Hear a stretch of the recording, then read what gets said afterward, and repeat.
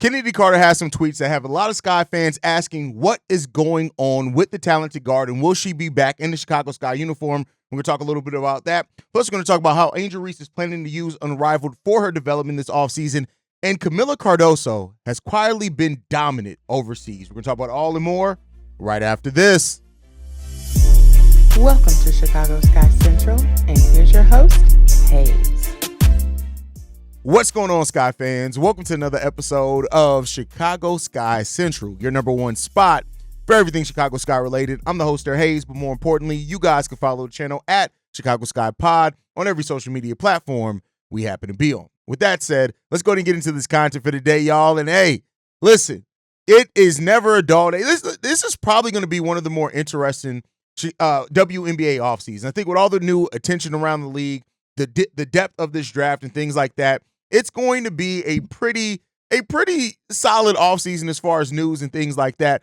And it just overall the drama around the WNBA, and that's the Sky are not abstained from that either. When you look at the things recently with Chennedy Carter over the last 24 hours, it's raised a lot of questions. Now, this all started when Tyler Marsh was asked by the Athletic Women's Basketball Show what's going on with Chennedy Carter, and is she a bigger part of the Chicago Sky's future? He said this: in regards to Chennedy, she's a great player. She was a huge catalyst to what last year's team was able to do and accomplish. And obviously, she's slated to be a free agent this year. So once the talks open up, we'll take a look. But the focus thus far has been on the players we know are under contract this coming year, and that's where the communication has been thus far. Now, I already know there are a lot of fans, especially Sky fans, because ever since the renewed focus on the Sky by a lot of people, anything that's been, and this is warranted a lot. When you move on from a love coach like Teresa Weatherspoon, when you have Jeff Pagliosha, everybody's been going through everything with a fine-tooth comb, really trying to look at and feel slighted by a lot. Now, this comment from Tyler Marsh, I didn't personally take as a slight. I took it as at face value that, hey, right now we're kind of focused on the players that are under contract right now. We're kind of focused on the communication with those guys and what's going on with those ladies. But he did say, it's not like he said, hey, yeah, Chennedy was cool last year. If she signs here, she signs here. He just said, like, hey, she's a big part of what this team was able to do last season. But right now, and that could be an organizational focus on, let's get everybody who's under contract on the same page. Let's make sure they're all on one band, one sound, right now, as far as where we're moving forth into the next stage of this team.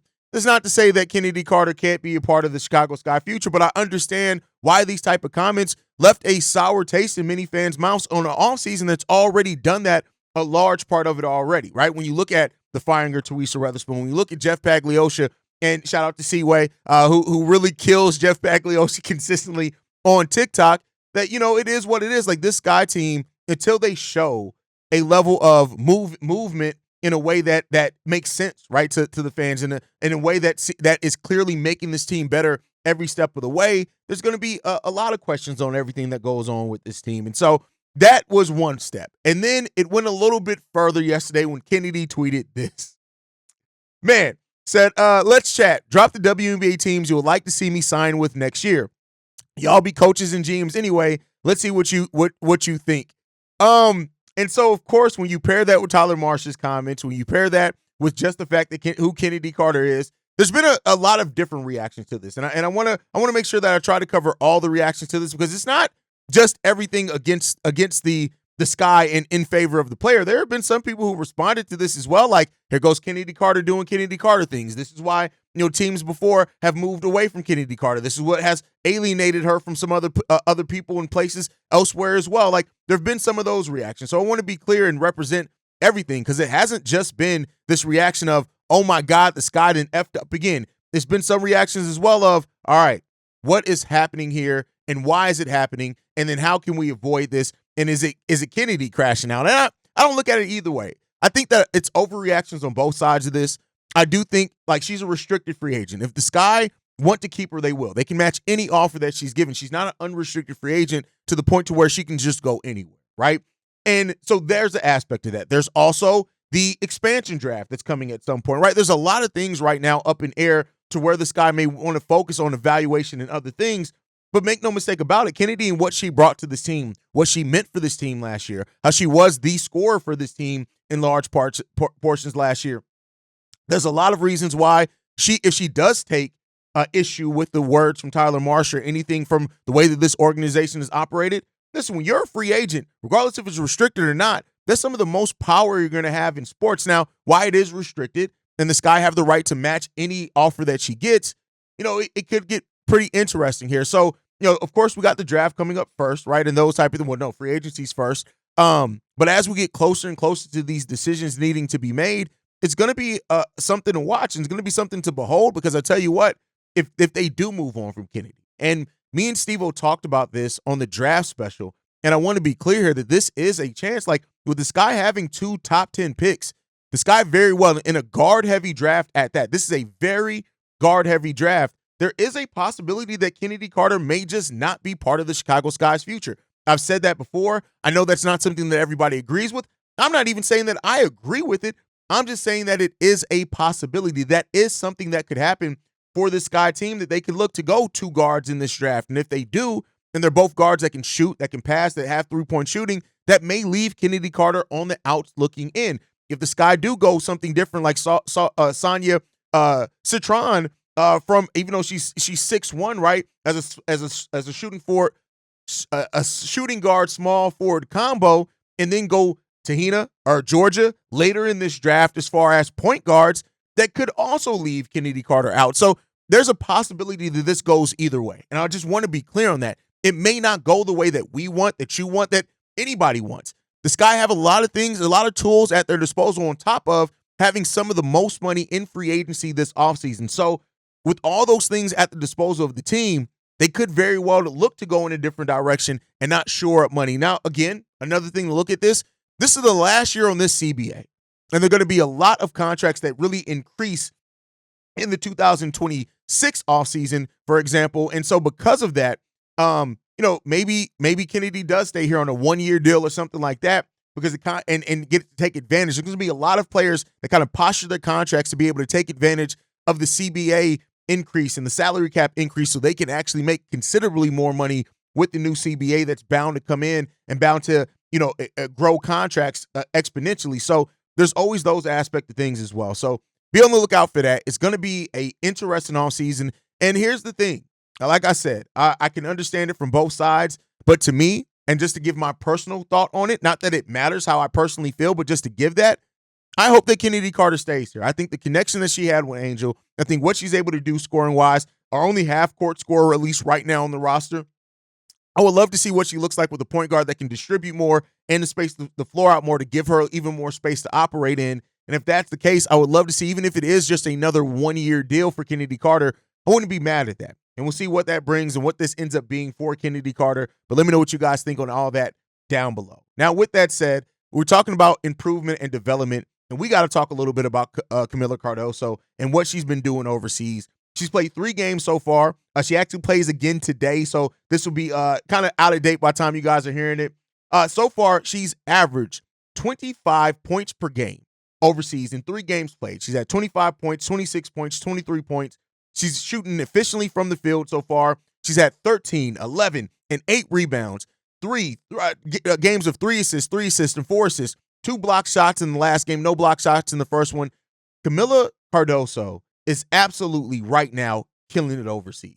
And this is really good for her development so far, what she's doing over in China. Her team's 2-1 over in China. And we've always talked about how important this was for Kamilla Cardoso to be able to get this experience and play overseas. And so as of right now, listen, she's balling right now. And, this hopefully is going to help, increase her confidence coming into next season. But she's able to get a lot of shots, right? They're going to her a lot in the post. She's one of the most physical players over there as well. And so this is really something good for the development of Kamilla Cardoso. And that's what you want in this offseason. If a player is going to play overseas for you, you want them to be able to have the type of season that Kamilla Cardoso is and to be able to work on her game. And that's really what this offseason is about. That's what she's doing. And I hope to continue to see it, man, because I tell you what, a Kamilla Cardoso that keeps playing this way overseas, it's going to be absolutely ridiculous to see what she's able to do.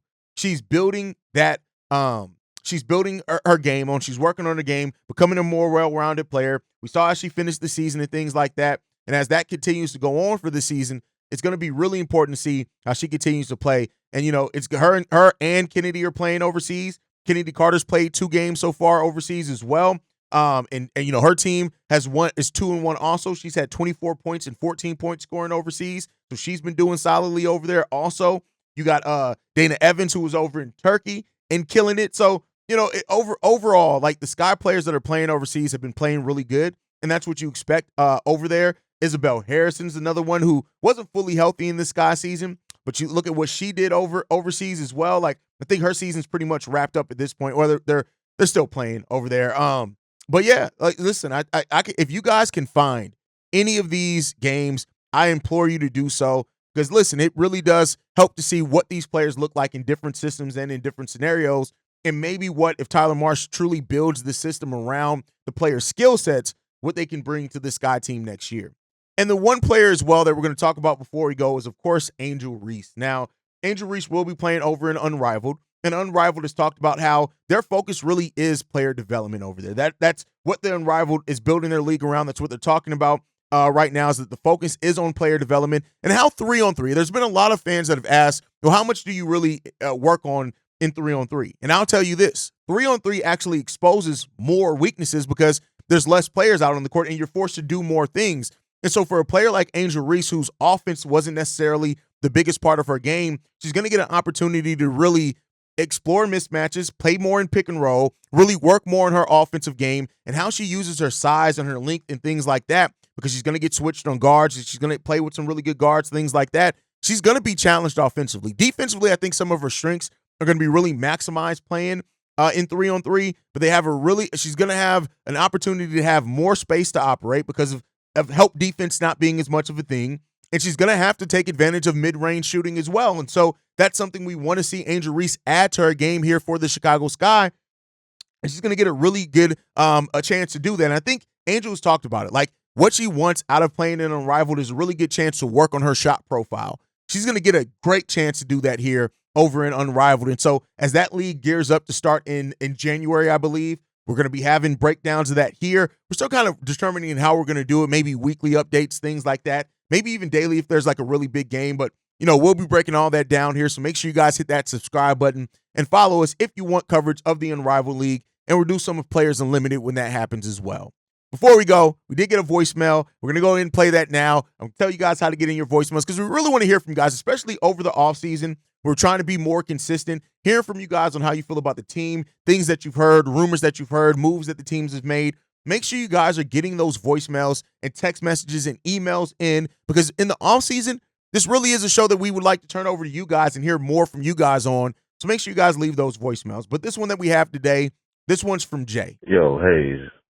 Yo, this is Jay, man. I got this is a two-part question. Like most of us, man, I'm starting to get concerned about Chennedy Carter.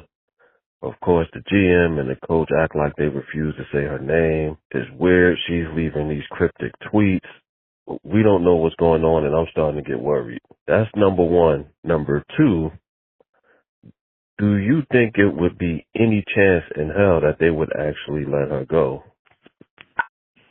Will Chennedy Carter stay? I think that's the overarching thing that you have here. And like I said in the opening, like, there is a major chance that Chennedy Carter is not here in Chicago. And I have to be honest in that. That's not necessarily what I want, but that is a chance of that.